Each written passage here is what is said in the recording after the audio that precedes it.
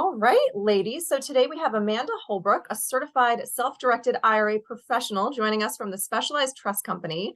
Amanda will be sharing about self-directed IRAs and how they can be used to invest in international real estate. All right, y'all. Here we go. So your money, your future, your way. But I feel like I need like intro music, some hype music when I do that. I'll keep that in mind for next time. I'll just sing. It's cool. we keep it entertaining. I say the last event I did sing and dance on stage, and they all looked at me like I was a nutcase, I'm sure. Oh my but gosh. It was fun. Tell me that's recorded. I'm going to be stalking that. Must see. Oh yeah, I had Amanda's sunglasses on and everything. They're like, she has so much fun up there. You have to. Love it. All right. So we all love legal, right? It keeps us all compliant. So I have to do this part. Specialized Trust Company is a passive custodian. We don't recommend or endorse any civic investor or investment sponsor. We're not attorneys, not CPAs, no for tax advice or legal advice, as we're a passive custodian. Boom. Moving on. I know. I've never ever done that before, right?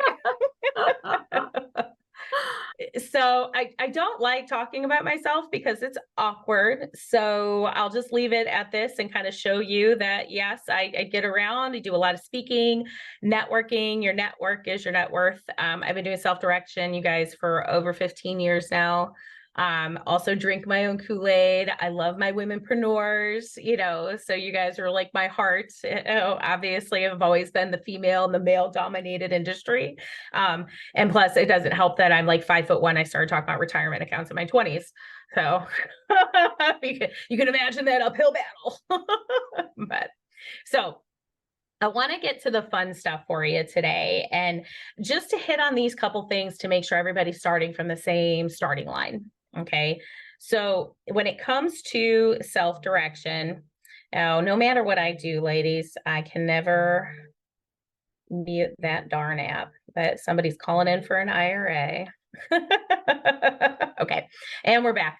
The same three forces that are working against you, Mariel, against Linda, are working against everybody. Okay. And those are uncertainty, unpredictability, expensive loads and commissions, and taxes. I should add inflation on there because that's a real thing these days. So what am I talking about? Uncertainty, unpredictability. The stock market. What goes up must come down. Stock market is pretty turbulent these days. I look at statements day in and day out, and I can say I haven't had any on the upswing as of late. Listen to any economist, it is time to pivot and get into tangible assets. I know I'm preaching to the choir here. We all heart real estate. It's my message, though, that you don't have to be stuck in the stock market. You can invest in what you know. Also, you don't have to pay through the nose to invest in what you know, but you may already be doing that in your account if it is a managed account. Now, ICI Institute, total third party, they basically pool the data of what the heck you really pay for your accounts.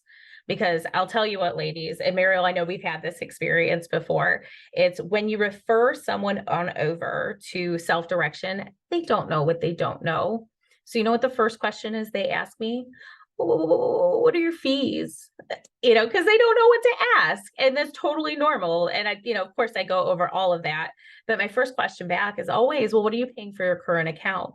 And you know what? No one ever knows. And it's not your fault. That's literally by Wall Street's design, that you don't know exactly what you're paying for. And that's what makes Wall Street go round, so it's kind of digging into your own stuff and figuring out, what your cost of operations are compared to your returns, just like we do with deal analyzers in real estate. How does taxes make everybody feel? I'll just ask for some faces. I don't have the chat up here. I can do that too, if you really want to get passionate about it. But yeah, taxes suck, right? They're freaking everywhere. And I swear to goodness, the conversation just gets more and more and more in depth, I think, every year of how the heck can I keep more of what I'm making? That's the equation. So how do you do that? How do you get, this guy, out of the equation, and it's simple. It's just making a plan. So to cut this guy out of the deal analyzer, you fail to plan, you plan to fail, right? So we're not doing that today because we're already on here and making a plan. So here we go. Again, self-directed IRAs. All right, Mr. Mark Perez, you're going to have to stop. Sorry about that. So I was saying before we started recording, our power went out. So I had to do like a mad shuffle to where I have internet so we could do this today. So I don't have my normal space command. I'm just going to let this gentleman know, like, hey, recording. Well, thank you so much for making it work despite despite the challenges. Thank you. You know, he's someone I work with all the time. Okay, so the big solution to all this, guys, self-directed accounts. So what the heck does that mean? What are self-directed accounts? Because it's not just IRAs. All right, so if you're looking at your screen, some of these acronyms may look familiar, some may not. So IRAs, SEPs, 401ks, CISAs, Roth HSAs, health savings accounts. These are all types of accounts you can self-direct. So if you have any of these in your portfolio, know that you can invest in what you know. Now, I'm not talking about if you log into your, Fidelity, Vanguard, insert big name here. I don't mean to pick on them, and it says self-directed on the screen. That is not, I repeat, not a self-directed account. That just means you get to pick your stocks on mutual fund yourself. You do not get to take them a note, take them a real estate contract. They will not hold it. So these types of accounts that we talk about here at Specialized Trust, you guys, have been around since the 70s. This is nothing brand spanking new. It's like one of the best kept secrets of the financial world. So here we go. Let's talk about the tax environment. Now, this is one that I don't feel is talked about enough. And Mariel, I know we've had this conversation. Our favorite word in the English language, Roth, ROTH. Ladies, when you hear this, I want you to think tax-free. And yes, you have to say it out loud like that. I know I'm cheesy. And if you're a mother, you use these silly little, what do they call it? Mnemonic devices to remember when you hear Roth, I want you to think tax-free because you are paying the tax on the seed and not the crop. So if you throw a good little, 5K nugget in there and you blow it to up to 50, 500, 5 million, by the time you're 59 and a half, all of that is tax-free. So when you hear of tax diversification, this is, I kind of hate that term because it sounds like, ooh, you got to be fancy. No, there's only two types of tax environments. One, deferred, where you're kicking the can down the road. And then this one where you're paying the tax on the seed, not the crop. All right. The IRA's only been around since 97, 401k since 06. So this is not that old. But a lot of us here are solopreneurs, right? You either have a full-time company or you have a side hustle. So this is the one triple threat of accounts. Okay. So this is where we're going to talk about the vehicle. Okay. A Roth solo 401k is where you have a company. So, and it can be any structure, you guys, LLC, S Corp, C Corp, sole prop, etc. As long as you have no W-2 employees other than you, your spouse, your partner, all good. Okay. This is basically the solopreneur's big corporate plan. We get the same benefits of big corporations while still having our company. But when it's your company, you are all things in your company. You are both the employer as well as the employee. So you're wearing both hats. So as a business owner, do you want more write-offs or more write-offs? More write-offs, always. So this is the tax deferred side. This is where your pom-poms say, team, keep it. I want to keep more of my money, right? So 25% of your net up to 43.5 is the amount you can put in. So if you net 100K, you pop 25K in here, you're only reporting 75 to Uncle Sam. Kind of nice, right? Would you rather write the government a check or yourself? That's literally what it comes down to. Now, I know I just said Roth. This is where, and if you've ever heard you make too much money to do a Roth IRA, I just want to call BS on that. Yes, that is a technical term, because you've been able to do it since 2010. Here, there's no income requirements for this participation in the 401k plan because you're your own employee, right? So if you pay yourself $22,500 or $30K if you're over 50, you can literally put that much into this side of the plan. And it's going up. Both of those numbers are going up by $500 for next year.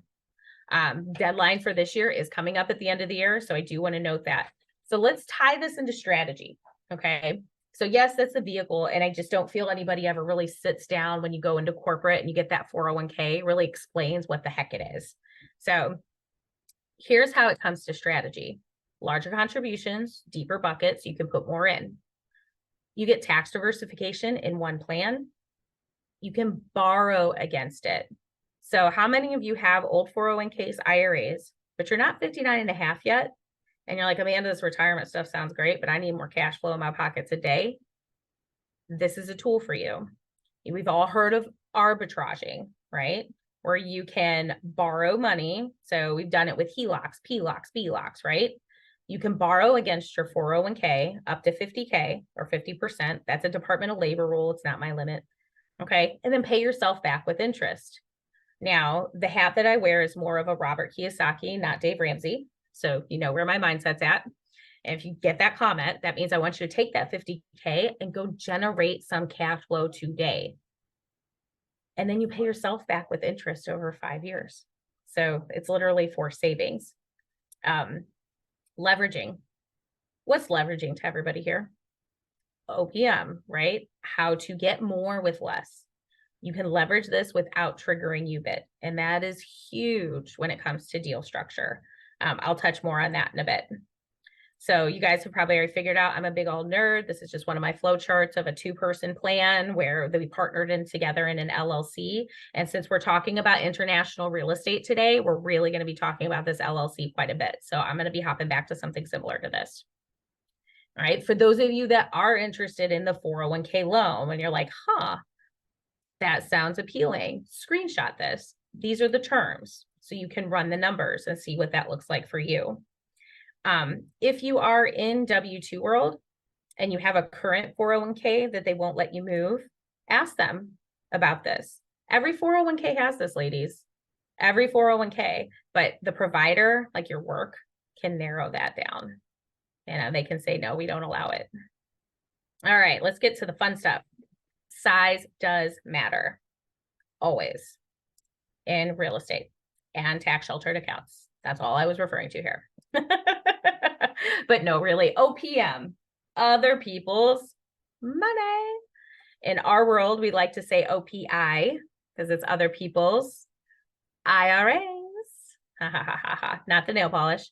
But the reason I'm bringing this up is because I want to start turning your mindset of we're building businesses, we're building cash flow, revenue streams, et cetera. You're always looking for capital. Where is a lot of money that you probably haven't thought of? There's over $37 trillion in retirement accounts. Yes, there's trillion with a T. So I know we're coming up on the holiday seasons here. I want you to start planting those seeds because what we're talking about, the average person does not know is possible. So here, if you had an old 401k or an IRA, guess what? They can be your next private money lender. As long as they're not up and down in your family tree, so your spouse, parents, grandparents, children, grandchildren, as you're around the holidays and having networking events, et cetera, if they have an old retirement account, they can lend to you. Now, with the stock market in the condition that it currently is, if you were to post this and share this, with your team, with your tribe, with the folks that you know, what do you think their response is going to be? Is it going to be, oh, I'm so satisfied with my retirement account? No. You're going to get a lot of ticked off people responding to this and saying, oh, mine sucks. I'm so mad. I could do better than my broker. You're going to get some motivated private money lenders. That's exactly what you're getting commenting on this. So anybody that comments on this, say, hey, let's hop on a call. Check your DM. That is just a very easy split test. So for those of you that are not sure how to broach that conversation, it's as simple of just saying, hey, did you know? That's it. So this is a good one. This is where I want you guys screenshotting. So for that, hey, did you know conversation, all of the accounts that are on your screen right here can all be self-directed. Meaning if they have an old 401k, an IRA, Roth, 401k, 403b, 457s, those are for usually your county workers, your firefighters, your police officers. TSP, if anyone has one, thank you for your service. This is the government's version of a 401k. Qualified annuities, SEPs, simples, DB plans, inherited IRAs. That's what that gentleman was calling about. That was blowing me up. He's trying to set up an inherited IRA, and there's about several accounts we've got to consolidate into one. HSAs, Coverdell's. So when it comes to the conversations and you hear someone has just gotten a new job, what did they leave behind at their old job? A 401k. They left their job. Could they lend that to you? Are you asking them for a handout in that conversation? No, you're giving them an opportunity. You are their saving grace, because right now their account value is going down. The option for a tangibly backed, consistent, predictable performing asset is not in the books for them. You know what they hear? Weather the storm. It's cyclical. It'll come back. And that's just not okay. So I'll skip right past this part, but this is where I do all of the heavy lifting. So I do the paperwork, the getting the funds. My whole team does all of this. So in 2 weeks or less, the funds are here. Okay, that's all you need to know. It's very simple. This is always just an awkward spot because everyone has this question of how long does it take? What's the setup? Da, da, da, da, da. You know, it's literally tough questions, a DocuSign, which we all know, and 2 weeks or less, funds are here. So that's easy. So let's talk deal structure for if we're doing foreign real estate. Okay. So with foreign real estate, you know, you're going to have currency differentials as well as different laws from different countries. Okay. So when you're going from A to B, they're international wires. Okay. So they follow a different system. It's called the SWIFT system. So the vehicle or the structure that you want to have if you're looking to do real estate, whether you're lending or you're actually purchasing the physical property, is this. So this is the same thing I just showed you. And just know this account can be a 401k, it could be an IRA, it could be any of the accounts that I went over. Okay. But the key is you open it and you get the funds in the bucket. Okay. So next is just forming an LLC. So everyone on here, I believe, has formed an LLC at some point. You should always have a third party do it to make sure it's written correctly instead of what I call the DIY LLCs, especially for this one, because it is owned by a tax exempt account. Okay. So here's how you do that. You have a third party set up an LLC. So what does that look like? Articles, organization, operating agreement, and then you get that fancy EIN number, right? Here's the secret sauce.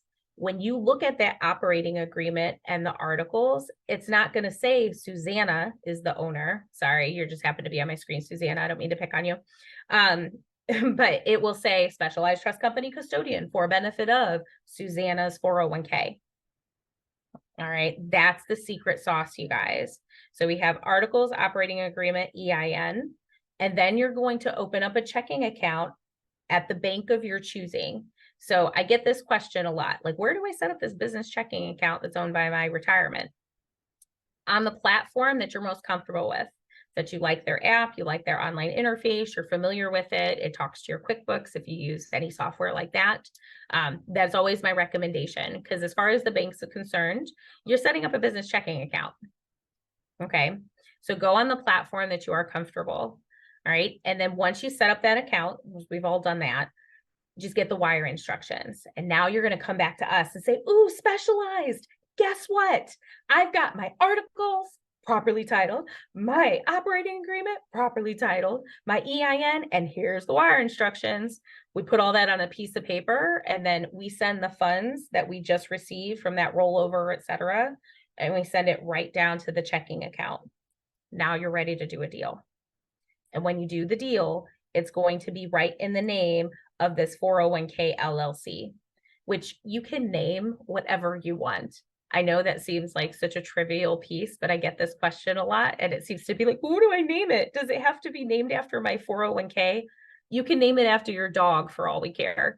It does not matter. It does not have to reference your 401k, just like any entity creation. Again, I'm not an attorney, but they'll tell you have some anonymity in there. Okay.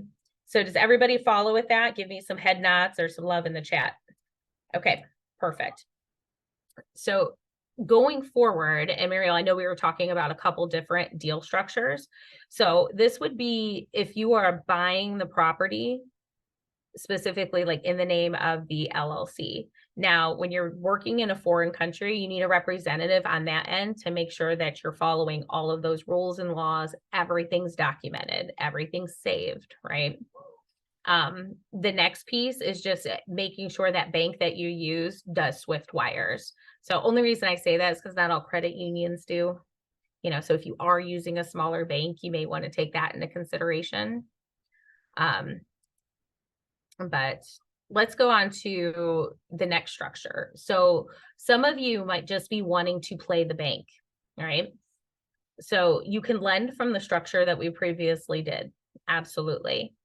So this structure is going to be as if you were lending directly from your account. So again, open fund account, always step one.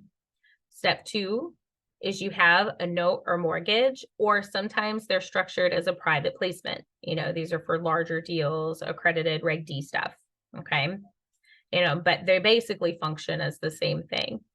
The key there is on that investment paperwork, whose name? The retirement account, right? Specialized Trust Company Custodian, FBO, your retirement account. So then the funds are sent according to those instructions. So they're either going directly to title or to an LLC, etc. If it is secured, so it does have a mortgage on it, that's recorded, etc. Now, you're either going to hold that for a certain amount of time, and it's a balloon payment when it's sold or refied out.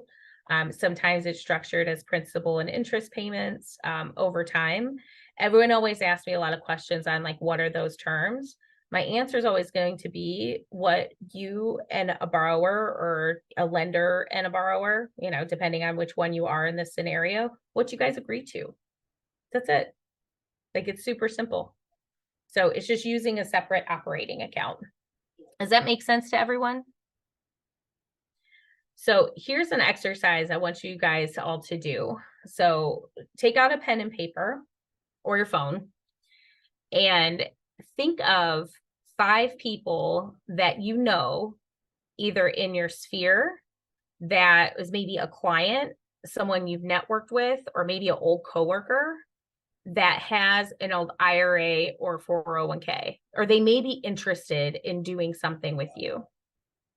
And the challenge here is because when you learn about this stuff, it's fantastic.